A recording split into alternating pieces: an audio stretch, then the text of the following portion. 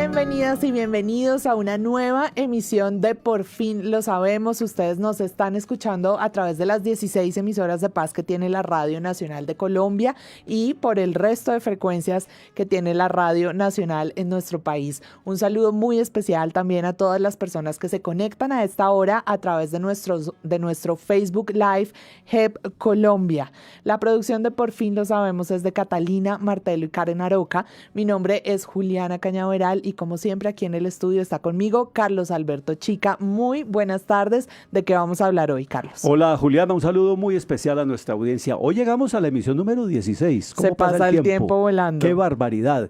La emisión 16 de este espacio radial de la JEP y estaremos conversando, tomen nota, sobre la implementación del enfoque de género en los procesos judiciales de la JEP y la manera en que vienen participando las víctimas de la población LGBTIQ+ en esta jurisdicción. Hay algo que es importante reiterar, Carlos, y es que en los procesos judiciales de la JEP se incorporan siempre los enfoques diferenciales. Hemos hablado de ellos aquí en este programa, el enfoque étnico-racial, el de género, mujer, familia y generación, el de niñas, niños y adolescentes y el de personas mayores. Está también el enfoque de personas con discapacidad. Todos ellos implementados alrededor de todas las etapas, todos los procesos de la JEP, como lo hemos charlado acá. Y vale la pena subrayar de entrada que al hablar de enfoque de género, siempre en la JEP, se mantiene en las tres cosas básicas que hace la JEP. Enfoque de género para investigar, enfoque de género para juzgar y enfoque de género en el momento en que se tengan en cuenta las sanciones de los crímenes más graves cometidos durante el conflicto armado, en los que también se vieron afectadas mujeres, niños y la población LGBTIQ+. Y esa aplicación de este enfoque de género, Carlos, en el acuerdo final de paz y también en la Jurisdicción Especial para la Paz, es todo un hito a nivel nacional, a nivel internacional, en la aplicación de justicia transicional con enfoque restaurativo. Y para que entendamos por qué, quiero invitarlos a todos y a todas a que escuchemos este informe de contexto. Con la firma del Acuerdo Final para la Terminación del Conflicto y la Construcción de una Paz Estable y Duradera, en 2016 se incorporó el enfoque de género atendiendo la solicitud expresa del Consejo de Seguridad de Naciones Unidas en la Resolución 1325 de 2000 que pide a todos los que participen en la negociación y aplicación de acuerdos de paz que adopten una perspectiva de género. La Comisión de Género de la JEP se encarga de la implementación del enfoque de género, entendido como una herramienta para garantizar la igualdad de derechos entre hombres y mujeres y evitar la exclusión de personas con orientaciones sexuales e identidades de género diversas. De manera excepcional, en el actual proceso de justicia transicional, las víctimas de la población LGBTIQ+ han sido visibilizadas en los casos abiertos por la JEP a través de la incorporación del enfoque de género y esta jurisdicción ha estimulado su participación para evidenciar la violencia desproporcionada que sufrieron por parte de los diferentes actores armados. Además de la incorporación del enfoque de género en los procesos judiciales que adelanta la JEP, la Comisión de Género promueve la tolerancia cero al acoso sexual y laboral basado en la identidad de género y orientación sexual a nivel interno, es decir, entre las personas que forman parte de la entidad, con lo que la adopción del enfoque es integral en todos los ámbitos de actuación de la JEP. Para más información sobre este tema, les invitamos a visitar el portal web sobre igualdad de género de la JEP, buscando con las palabras portal género JEP desde cualquier navegador.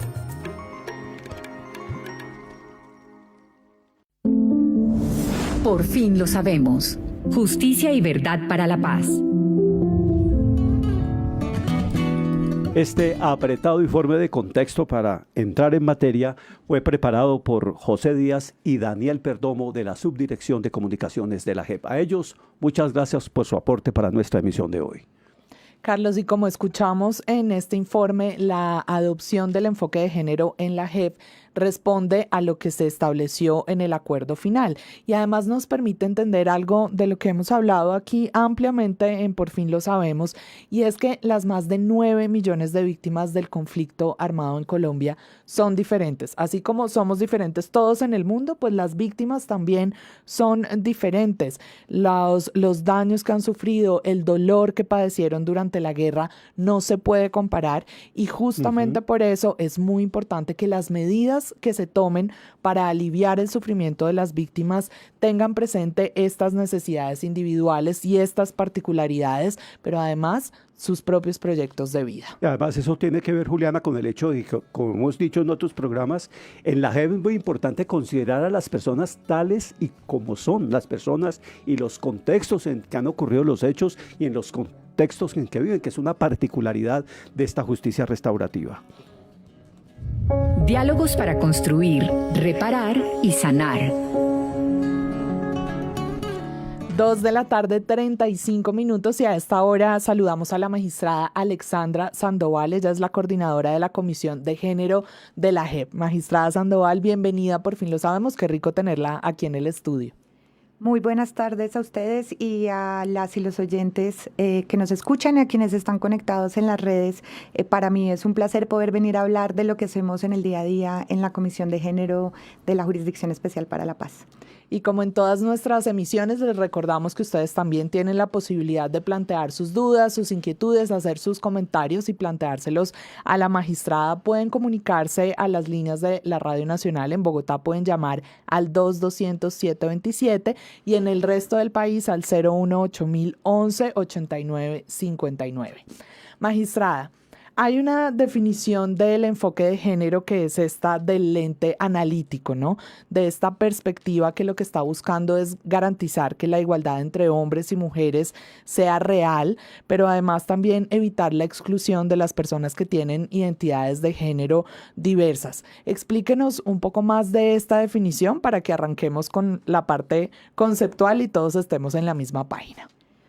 Pues muchas gracias por la pregunta. A mí realmente me gusta empezar por ahí porque muchas veces hablamos del enfoque género, del enfoque étnico, del enfoque territorial y no sabemos realmente de qué estamos hablando. Entonces, cuando empezamos el trabajo en la Comisión de Género, que fue justo al inicio de la Jurisdicción Especial, lo primero que dijimos es, bueno, tenemos que tener una definición para que todos y todas, no solamente los y las funcionarios de la jurisdicción, sino todas las personas que se acerquen, entiendan de qué estamos hablando. Y esta idea de hablar de un lente analítico, a mí me gusta hablarlo de manera común, que es que los enfoques son como ponerse unas gafas. Cuando uno usa los enfoques, se pone unas gafas que le permiten ver cosas que están ahí, que normalmente vemos, pero que no comprendemos del todo. Entonces, el enfoque de género lo que nos permite es tener una mirada, aceptando que vivimos en unas sociedades desiguales, en que los derechos de los hombres y las mujeres, si bien la ley establece que somos iguales, en la práctica no es así, y lo que nos permite es identificar dónde están esas desigualdades. Particularmente en los temas de conflicto armado, realmente lo que nos es muy importante para nosotras y para quienes trabajamos el tema es visibilizar lo que las víctimas han sufrido y pueden ser por causa, digamos, muchas mujeres sufrieron violencias por el hecho de ser mujeres o por el hecho de pertenecer a la población LGBTIQ+, pero también que puede que las violencias no hayan sido por causas, o sea, esto no les pasó porque eran mujeres, sino porque así era el conflicto. Piensen ustedes un desplazamiento.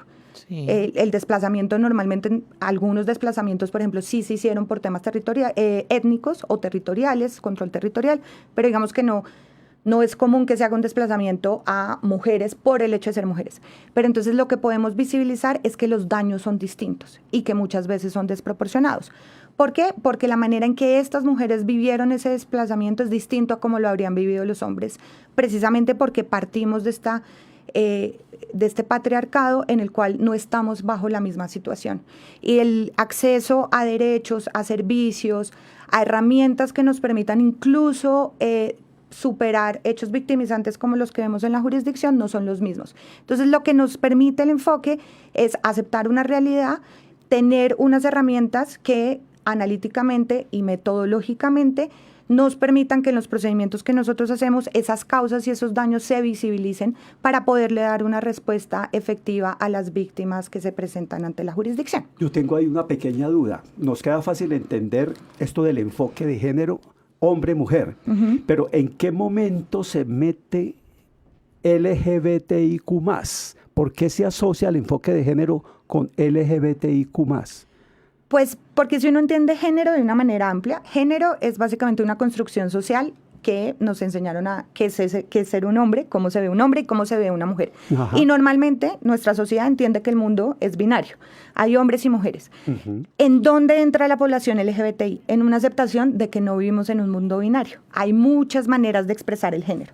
Y dentro de esas expresiones de género, por ejemplo, pueden estar las personas trans, los hombres o las mujeres trans, o las personas que tienen expresiones de género que no son tan definidas, como pueden ser los queers, y eso también está muy relacionado con la orientación sexual de las personas, que si bien no tiene que ver con su identidad de género, muchas veces sí asociamos como ciertos estereotipos, como los hombres gays se ven de cierta manera o se comportan de cierta manera. Las mujeres lesbianas también se comportan de cierta manera. Entonces, todo esto se puede enmarcar dentro del género si entendemos que el género es una construcción social y que a nosotros nos enseñaron desde que éramos unos niños cómo se ve y cómo se debe ver, que eso es parte de lo que es importante cuando estamos pensando en el conflicto y en muchas de las violencias que se sufrieron, porque varias veces hemos podido evidenciar que lo que se castigaba era precisamente el que no se ve como se debería ver. Por ejemplo, mujeres que son transgresoras, mujeres que son líderes o mujeres que no se visten como consideramos que se deben vestir las mujeres, o usan falditas muy corticas, o muestran mucho, por decirlo de cierta manera, o por el contrario, se visten de una manera muy masculina. Eso todo son transgresiones del género frente a los roles que nosotros tenemos establecidos. Y por eso, si uno tiene una concepción más amplia de género, pues puede terminar también trabajando población LGBTIQ+, y no solamente, yo sé que cuando hablamos de enfoque de género, uno generalmente piensa en niñas, adolescentes, mujeres, pero esto es una idea de tener una visión más amplia. Más amplia, de abrir la mente y de abrir las líneas telefónicas también. A esta hora quiero invitar a la magistrada a que saludemos a Cristian, que nos llama desde Santander y quiere plantearle una pregunta. Cristian, buenas tardes, adelante con su pregunta, por favor. Hola, muy buenas tardes, saludo cordial para todos los oyentes y para la mesa de trabajo.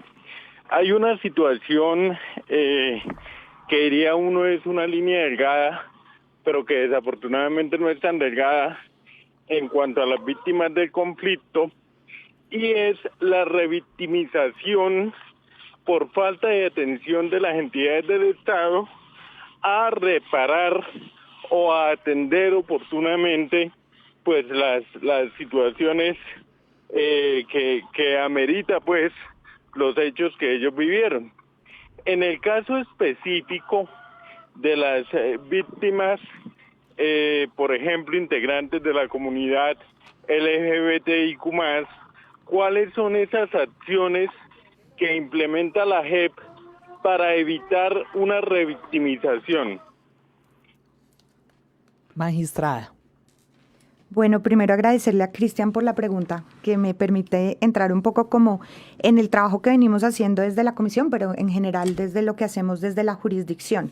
Efectivamente, uno de las grandes finalidades cuando uno está aplicando el enfoque de género es no volver a revictimizar.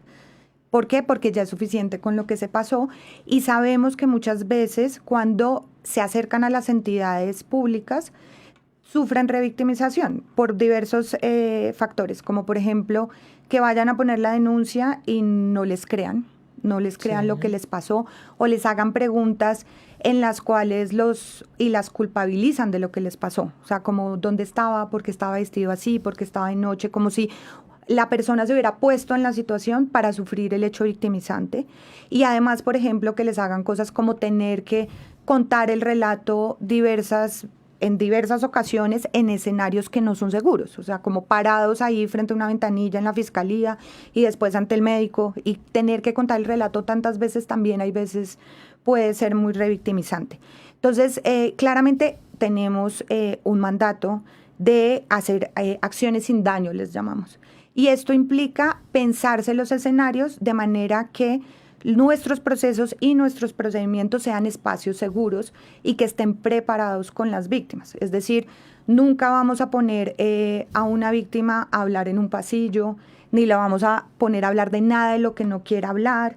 Digamos, todo es muy concertado y muy hablado precisamente para que ese hecho, por ejemplo, de contar su historia y de contar qué fue lo que le pasó, no termine siendo un hecho que termine generando más trauma del que ya tiene. Y eso implica, uno, garantizar participación, tener flexibilidad para mover los escenarios y saber que no todas las personas son iguales y además que no todo se puede estandarizar. No es como vamos a hacer esto de esta manera o de la otra, sino que hay que crear. Y el otro punto que es muy importante en las acciones que nosotros hacemos es el apoyo psicosocial.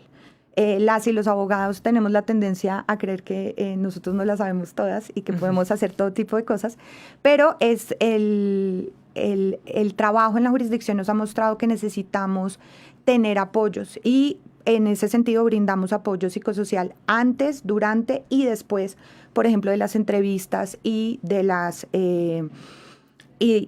versiones cuando las personas van. Y finalmente, el último punto de las acciones, pues es todo el tema de las sanciones.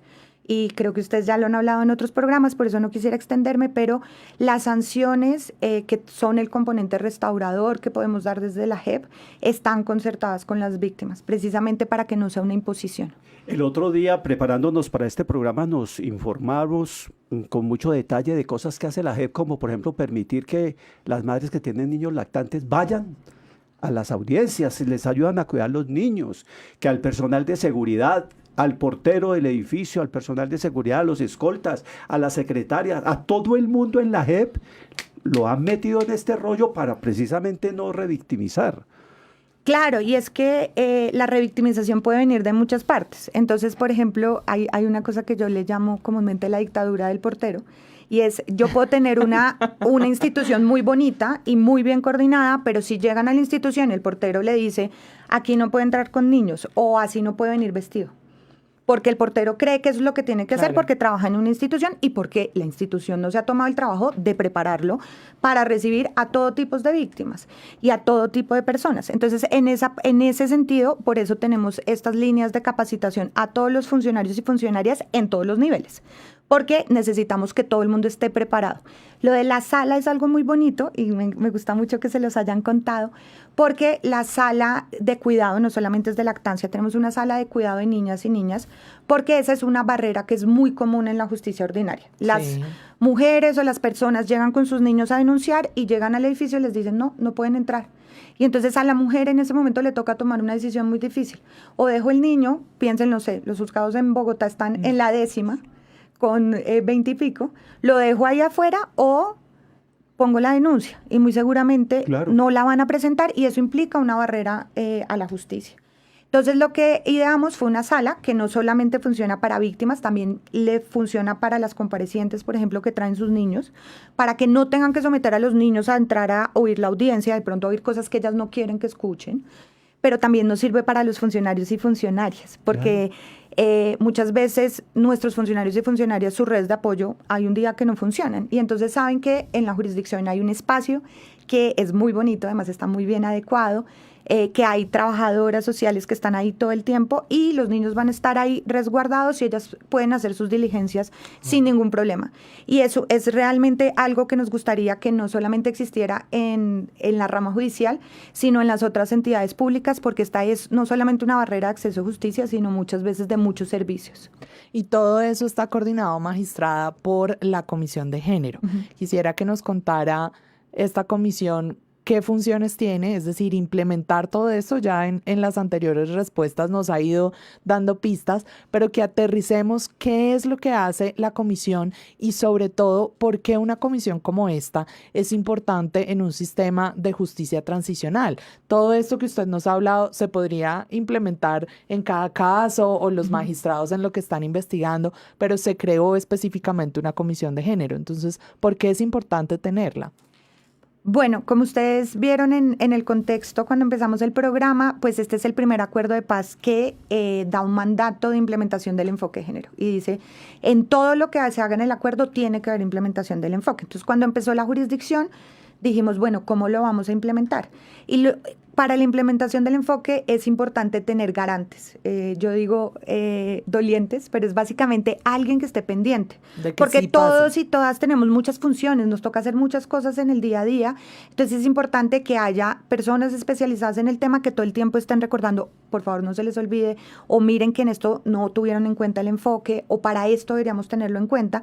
Entonces, inicialmente, nuestra primera presidenta, que fue la presidenta Patricia Linares, dijo, pues el acuerdo ni ninguna de las normas dice que haya una comisión, pero yo creo que es la mejor manera para que podamos por lo menos tener un espacio de coordinación y articulación donde esté toda la jurisdicción y haya un departamento que tenga conocimiento de todo lo que se hace para que podamos hacer la implementación.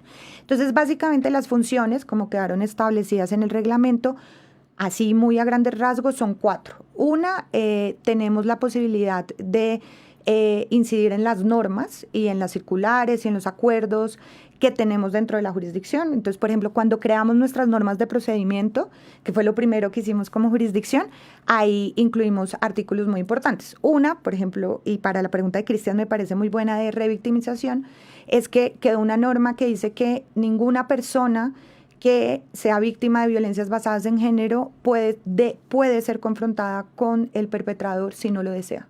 Y eso es muy importante. Claro. Eso y pareciera muy común, pero realmente en las normas de procedimiento de la justicia ordinaria eso no existe. Y que además eso no le implica que entonces su proceso no va a avanzar.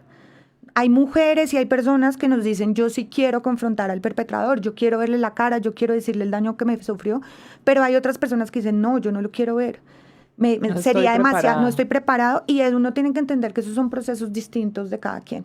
Entonces, por ejemplo, tuvimos la oportunidad de adecuar nuestras normas, pero también, por ejemplo, tenemos una política específica, todo el tiempo, incluso cuando sacan circulares generales y demás, nosotros nos metemos ahí. Ese es un tema, las normas. Lo otro que tenemos, que es muy particular de esta Comisión de Género, es que a nosotros nos habilitaron a emitir conceptos. ¿Y eso qué significa? Que cualquier magistrado que tenga una duda, porque no todos tenemos que saber de género, pero para eso hay un grupo técnico y magistradas que nos especializamos en esto.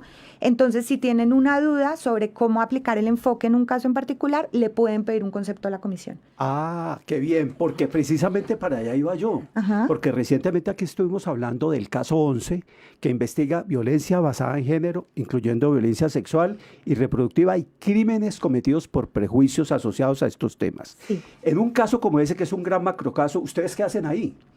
Bueno, nosotros, como somos la comisión, hacemos lo que nos pidan que hagamos. O sea, no tenemos voluntad propia para decir, bueno, yo voy a entrar a hacer, sino depende más del magistrado o la magistrada de la sala que quieren que hagamos.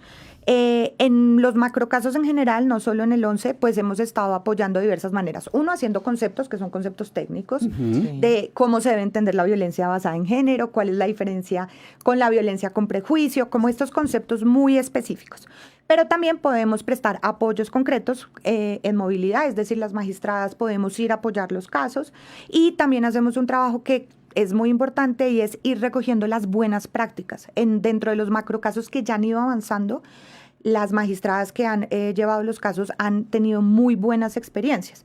Entonces, todas estas buenas prácticas se pueden llevar al macrocaso 11. Y uno de los trabajos que nosotros hacemos, además de apoyar con el trabajo técnico y con nuestra labor, es también ir recogiendo e ir mostrando como, miren, esto funcionó en este caso, ustedes de pronto lo podrían replicar y demás. Magistrada, la implementación de la política de igualdad y no discriminación por razones de sexo, de género, de identidad de género, de expresión de género y orientación sexual que tiene la Jurisdicción Especial para la Paz fue muy controvertida. Hubo mucha gente que presentó como resistencia, pero al mismo tiempo es un hito que se marca en la justicia transicional, no solo de nuestro país, sino a nivel internacional. Bueno, yo creo que la política no solamente es un ejemplo para quienes administramos justicia, como la jurisdicción o la rama judicial, sino para las entidades públicas en general, porque lo que nos traza la política son rutas de cómo tenemos que implementar el enfoque. Entonces, ahí sí, y como retomando un poco con las funciones, pues tenemos el tema de los conceptos, de las normas, pero también nos da un mandato de relacionamiento con las organizaciones de mujeres y de población LGBTIQ+. Nosotros como comisión, una parte de lo que hacemos es eso, tener un acercamiento muy territorial, muy temprano, muy cercano, para uno explicar cómo son nuestros procedimientos, aclarar dudas, pero también para de todas las formas tratar de que haya una muy buena participación. Y eso también quedó establecido en la política. Y la política, yo siempre digo que la política está dividida en dos. Está dividida en la implementación del enfoque hacia afuera, que es lo que hacemos con los conceptos, con las normas, con los procedimientos, pero para nosotras también era muy importante que esta fuera una entidad coherente. Claro, que en casa de herrero, hasta donde palo, no fuera el caso de la JEP. Que suele pasar mucho, pero lamentablemente es así, pero nosotras queríamos demostrar qué significaba no solamente una jurisdicción especial, transicional, sino una jurisdicción donde la mayoría de las magistradas somos mujeres, que eso es muy especial. Si ustedes miran las otras altas cortes del país, bueno, salvo la Corte Constitucional que tuvo un breve momento en que incluso fueron más, normalmente si ustedes miran la Corte Suprema, el Consejo de Estado, o sea, los otros tribunales, esa representación no está dada. Y nosotras queríamos mostrar cómo puede ser una entidad cuando la mayoría somos mujeres. Entonces, le apostamos mucho a la política interna, o sea, obviamente está todo lo de hacia afuera, que es muy importante, que es nuestra misionalidad, pero queríamos ser coherentes hacia afuera y por eso la política tiene, no solamente de la política sale la sala esta que hablamos, pero también tiene todas unas rutas para poder denunciar el acoso laboral y el acoso laboral sexual, que es un tema que lamentablemente pues se da en todas las instituciones. La jurisdicción no va a ser la única en la que suceda, pero ahí lo importante es tener rutas específicas y acciones concretas que las personas además sientan la confianza para poder denunciar si lamentablemente se enfrentan a hechos como estos. Usted ya nos mencionaba hace unos minutos cómo el enfoque de género marca unas diferencias de esta justicia transicional y restaurativa frente a la justicia ordinaria. Un enfoque como este puede coadyuvar, puede ayudar a que en la justicia ordinaria esto también se vaya asimilando, se vaya apropiando. Claro, yo creo que todas las buenas prácticas que nosotros tenemos pueden ser acogidas por la justicia ordinaria. Por ejemplo, esto de los conceptos. En la justicia ordinaria existe una comisión de género, pero no se emiten conceptos. Y entonces por eso, pues muchas veces puede que se cometan errores judiciales. También nosotros tenemos un trabajo importante que la rama judicial tiene, pero que creo que nosotros ha sido más fuerte, y usted lo mencionaba, y es el tema de la pedagogía. Y la pedagogía en todos los niveles, y de manera sencilla y clara, para que todo el mundo tenga una base, porque si todos tenemos una base y entendemos por lo menos unos mínimos, no todos tenemos que ser, ni todas tenemos que ser expertas, pero si uno tiene unos mínimos, por lo menos puede detectar, aquí pasa algo, aquí sería importante poner el enfoque. Y entonces, en ese sentido, creo que esas son cosas. Y creo que el otro tema que es muy importante y que creo que la justicia ordinaria nos podría recoger es el tema de hacer enfoque de género desde los territorios. La Jurisdicción Especial para la Paz es una jurisdicción que actúa y viaja y está todo el tiempo en los territorios. No es una justicia centralizada. Ustedes nos ven haciendo audiencias en cualquier parte del país. Yo he hecho audiencias en Malocas, en la mitad del Baupés, en resguardos indígenas en el Cauca, con comunidades trans en Chaparral, Tolima, y ahí estamos haciendo una audiencia. Y es una muestra de que muchas veces las víctimas, en general, no solamente las mujeres y la población LGBTIQ+, necesita que la justicia sea cercana, que la justicia les responda. Y hay una de mis colegas que decidió acuñar un término que a mí me gusta mucho, y es que ella siempre nos dice que nosotras le debemos apostar a una justicia con rostro de mujer, que es una justicia más empática, más cercana, y que las mujeres tenemos esa capacidad, y darle ese nuevo rostro a la justicia es una manera de transformar la justicia. Magistrada, vamos llegando ya al final de nuestro programa, pero no la quiero dejar ir sin preguntarle por el portal web donde las personas pueden entrar y obtener más información también sobre este enfoque de género. Rápidamente, ¿cómo acceder a él y qué van a encontrar ahí? Bueno, este es un esfuerzo que hicimos por tratar de poner a disposición de todos y todas toda la información de la Comisión de Género. Entonces, si ustedes entran ahí, van a ver los conceptos, van a ver las normas, van a ver los protocolos, pero también van a encontrar los contactos y la jurisprudencia ya de todas las salas y de las secciones que han implementado el enfoque. Entonces, es muy fácil, solo tienen que googlear portal, género, jurisdicción, y entran al sitio donde tenemos toda la información, y ahí pues se pueden informar aún más de lo que hacemos desde la comisión.